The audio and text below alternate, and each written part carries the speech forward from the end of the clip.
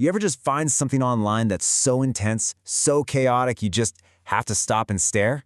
We came across this text called L'urlo della nuova beat generation, basically the scream of the new beat generation. And wow, it is a furious, fragmented blast of pure anger. But what is it actually trying to say? Let's try and decode this thing. Consume and be consumed. Right out of the gate, it hits you. There's no intro, no warm-up, just these declarations. It feels like they're being yelled right at you. Your death, my life, the law of the jungle. See, there's no time to even process the last line before the next one lands. It's just punch after punch. It's raw, it's aggressive, and you know what? It feels like it's designed to be overwhelming. Fire, walk with me. It's like a primal scream captured in text form. Reading this whole thing, it feels like you're plugging directly into some kind of raw nerve of cultural anxiety. So after that initial shock wears off, you just have to ask, what is this? Is it a poem, a manifesto? It sounds like one person screaming, but it also feels like they're using the voices of 1,000 others. So who's the real voice behind the scream? Okay, so this is where it gets really interesting. We looked closer, and we think we found the key that unlocks this entire message. Because this isn't just some random rant. No, this is a construction, a very, very deliberate one. That's right. Almost every single line in this text is a quote. The author isn't really writing in the way we usually think of it. They're sampling, they're assembling. This entire scream is a collage, a mosaic, built from borrowed words from decades of our pop culture. You know, there's a name for this technique. It's called pastiche. It's when an artist creates something new by piecing together existing styles and sources.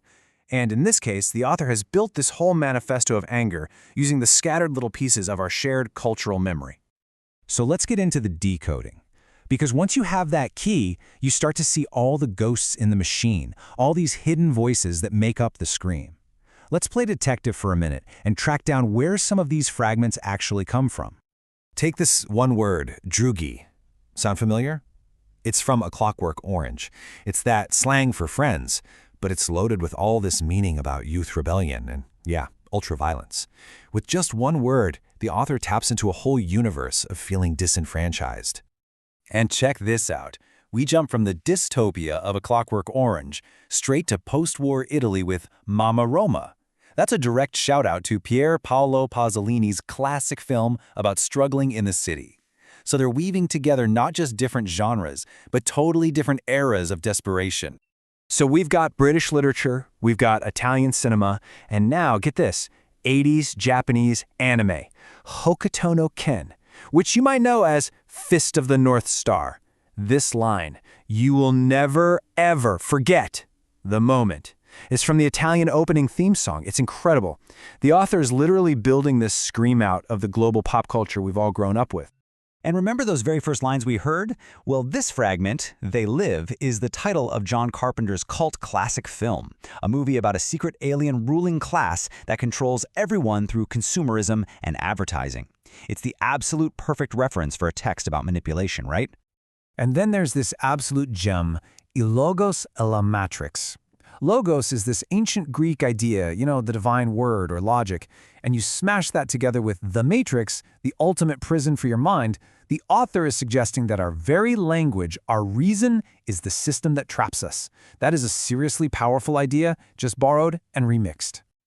So look, we figured out what this thing is made of. We've seen all the puzzle pieces from Pasolini and Kubrick and anime. But that leads to the biggest question of all. Why? Why communicate this way?